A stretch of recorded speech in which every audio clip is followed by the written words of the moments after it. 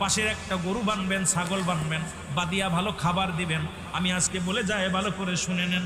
আর কালকে আপনি পরীক্ষা করে বুঝতে পারবেন আপনার মায়ের কবরে আযাব হয়, বাবার কবরে আযাব হয়। গরুটা বানবেন, গরুটা বানতে আড়ালে দাঁড়াবেন, আড়ালে দাঁড়াইবেন। গরুটা শুধু টালুমালু তাকাবে, খানা খাবে, দড়ি ছিঁড়াছিঁড়ি করবে, কারণ ওই কবরে আযাব হয়।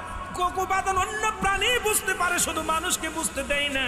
মানব যদি কবরের বাসীর আযাবের ওই চিৎকার শুনতো, সঙ্গে সঙ্গে কিয়ামত শুরু হয়ে যেত। কারণ কবরবাসীর এত বড় চিৎকার মারে, কানের তালাগুলো ফেটে যাবে, পশ্চিম থেকে পূর্ব পর্যন্ত আওয়াজ চলে যায়। হে মুসলমান শুনে নাও, কবরবাসীদের হাতুড়ের বাড়ি যখন মারবে, এত জোরে চিৎকার মারবে, এই চিৎকারটার যেমন আকাশে ঝিলিক মারে, এই ডাকটা যেমন এ প্রান্ত থেকে প্রান্তে শোনা যায়। কবরবাসীর চিৎকার দুনিয়ার সব প্রাণী বুঝতে পারে, একমাত্র মানব ব্যতীত, মানব আর জিন জাতি ব্যতীত সব প্রাণী বুঝতে পারে।